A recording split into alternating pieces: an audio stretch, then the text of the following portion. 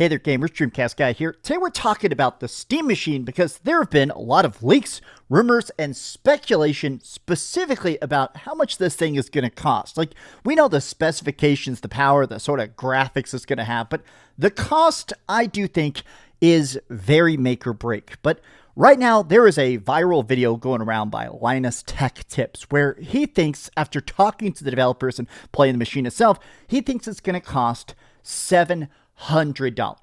Now, I want to talk about this kind of from a console gamer perspective. For the last couple decades, obviously, there's always been a big debate as to which is better, which is easier, which is, well, cheaper to game in, whether it is growing up with PlayStation or playing stuff on PC. Now, admittedly, of course, the ceiling of PC gaming is always going to be higher. More customization, more mods, more deep discounts on Steam sales. Just in general, I feel like Steam, it has a monopoly for a reason. It is the king of PC gaming. And I feel like what they've done with the Steam Deck, this very much made me believer in that PC hybrid, right? Where this is obviously just a PC, but it feels like a console. It auto updates, it auto configures itself to the controller inputs, it docks and instantly shows up on the TV. This device is so genius that I'm very on board with what they're doing with the Steam Machine, but I do think the price needs to be lower than the PS5. I do think that if this is more expensive than the PS5, I think it's going to have a very rough launch. But let me explain my train of thought, right? Hi, hope you're having a great day. And if you could, please give this video a like and subscribe if you haven't already. So let me start with the quote itself, right? So this is obviously Linus of the famous Linus Tech Tips. And he said he predicts the value of the Steam Machine is going to cost $700. While he says it does offer a compelling value at that price, meaning the power for that price, it's definitely, they're giving you $700 worth of tech. It's not overpriced, it's exactly priced. But he's saying, I wish it was priced like a game console because who wouldn't want an affordable PC? Now, there's two caveats to this. There's two things that are going to, no matter what, I do think the Steam Machine is going to be more expensive than we like. And there's two reasons for that. One, of course, it's not subsidized. Typically, when you buy a game console, when you buy a PlayStation or a Nintendo Switch and stuff, they're trying to price it as low as possible. They will take a loss. Sony sells you a PlayStation for literally the lowest cost they possibly can because they want to get you into the ecosystem. They want to get you addicted to buying games on PlayStation through the PlayStation Store. That 30% cut they take, they're fine. No matter if you're buying first party or third party, it's just about buying games on your PS5. Whereas the Steam Machine, because this is technically a PC, they're not pricing it like a console. They're not trying to pay up front. They're not trying to basically rip themselves off to give you a better opportunity because a lot of people buying this may only play emulators. Some people may just use it as a media box and put like Plex on it. There is a certain amount of people that buy a Steam Machine that never buy a Steam game. And the other part of this is, of course, the terrible shortage of RAM. In fact, the top comment here says, this is still a buy for me. Everybody who's demanding this thing be $500 bucks is dangerously unaware of what's happening in the computer hardware market right now. So there is a worldwide shortage of RAM. I've talked about this in other videos. Honestly, I think this is incredibly stupid. I'm hoping it's temporary, but right now, literally, all the RAM chips on the planet are currently being mass bought up by the millions by tech companies, specifically AI companies. All these people trying to build these massive server farms and supercomputers. They're trying to make like an AI god or whatever like that. Because of it, literally, these companies, people trying to make Steam machines, even people trying to make anything like a PlayStation 5 or an Xbox, they're having to compete and basically bid against these trillion-dollar AI companies to buy these chips, which is causing a massive shortage. Already, even in the short term, right now, RAM, just buying RAM right now can be more expensive than the cost of a PlayStation 5 in its entirety. So people are thinking, okay, even if this is fairly priced though, is that really going to be worth it? Right now, you can technically still get a PS5 Pro cheaper than the price of this.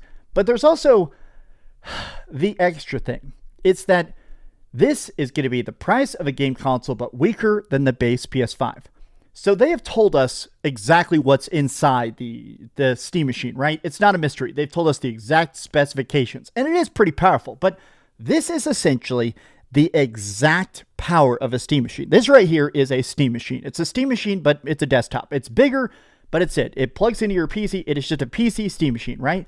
A lot of people are pointing out this is basically a Steam machine, but with a full-size desktop components instead of mobile components. This is literally just the Steam machine specs, but slightly better.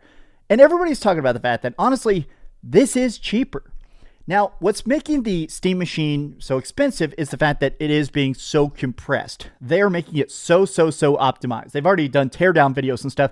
This thing is incredibly brilliantly built. But because of that very custom sizing of it, it is making it where they're having to add in that extra cost of making it cheaper than this plug and play off the shelf pre-built, right?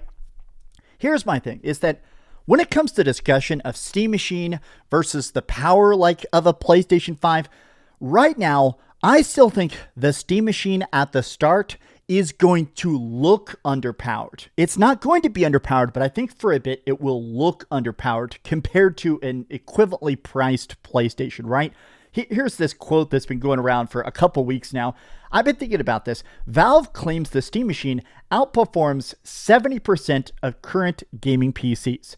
And this is an interesting quote because they're basically saying that this is just more efficiently built. A lot of Steam machines, or a lot of PCs, they can have different bottlenecks. If you don't optimize them properly, if you don't actually put everything in good conjunction, you can have a PC that, even if it's powerful, doesn't really have the output as crazy. Whereas a more efficient, betterly designed, betterly programmed, you can make a PC basically run better.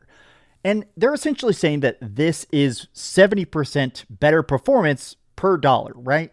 And a lot of people are saying this doesn't really make sense.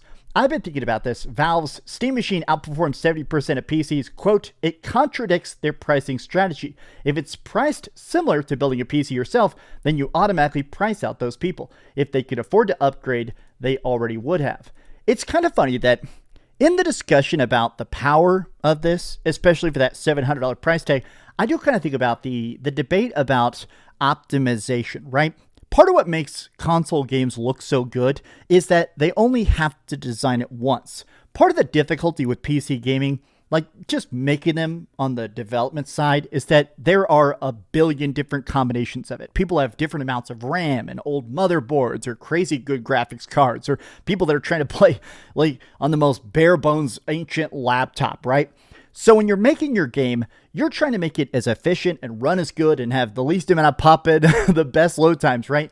But you have to make it for a million different SKUs. You have to try and make it work on anything from a potato to a supercomputer. And because of it, you end up having a lot of versions of your game on particular PCs that run bad, even if it's well programmed. Whereas when you're playing stuff on PlayStation 5, the games just run good because they're constructed for a singular platform. You just have to make it run good on that one PS5, the base PS5 or the PS5 Pro. You have more time to optimize, to count frames, to make sure it runs as smoothly as possible. You could spend that dev time, which would have been years getting it working on every single variation of PC. You can just do it once. That refining, I do think, makes stuff look extra good. I saw this right here. Here's 4 reasons to get a PS5 in 2026. And let's face it, Saros trailers look fantastic. Token Fighting Souls, I've been playing the beta of that. That game is fantastic and looks fantastic. Wolverine looks fantastic. These are PS5 games, and they look better than some $1,000 PCs I've seen. And I think it's just interesting that, in a lot of ways, I do kind of worry, what happens if this comes out and it looks overpriced? Even if it's technically not, what if it comes out and it looks overpriced? I'm in a spot where I do truly believe what's going to win this next console war, or this console PC war, is the person that comes out with the cheapest console, the cheapest place to play. Lately, I've been playing a bunch of my hacked 3DS. I'm going back and playing Pokemon, Resident Evil, and stuff on my 3DS all the time, right? And I've been thinking about the fact that you can get a 3DS and reprogram it for $100. And I could play that thing for the rest of my life. I could just play those RPGs till the end of my days and have a great time. I do think that more and more gamers, it is about the experience more than the graphics, more than it being 8K, more than it having this crazy open world with zero things. I do feel like maybe I'm inside a bubble, but I feel like the success is something like Expedition 33, which does have good graphics, but something about that still looks so raw, right? The biggest and best games are not those crazy AAA games that are $100 and have special edition stuff. I feel like people are just starting to appreciate raw, good games. As long as it's great, people are fantastic. And I almost think that if the Steam machine can come out and even find a way to be cheap, to run games even halfway decent, even if some of that ends up being emulators and stuff, I think the cheaper this can get, I think it's going to scoop up a huge chunk of the budget audience that at this point is the most neglected gaming demographic. Cheap asses honestly used to be a big part of gaming. I used to actually find entire YouTube channels that would literally buy games late, and it'd be cool to buy, last year's game of the year for like 80% off and then play it a year later and love it, right? I just feel like at this point, with how expensive PC gaming is to get, how expensive consoles are getting, there's rumors there's about to be another price increase on all consoles, including the PlayStation 5. I'm just getting to a spot where if they can even make this thing $400, even if they got to make a bundle that's $400 but doesn't include the controller, I feel like the cheaper they can make this, I think you can make a substantial impact that changes the path of gaming instead of just trying to fit into the same lane. These are some off-the-cuff thoughts, but I will say that if it is $700, I am very turned off. I still think I'll get it because I'm excited about the proposition. I mean, I did pay $500 for my Steam Deck, and I guess this thing's now like $300.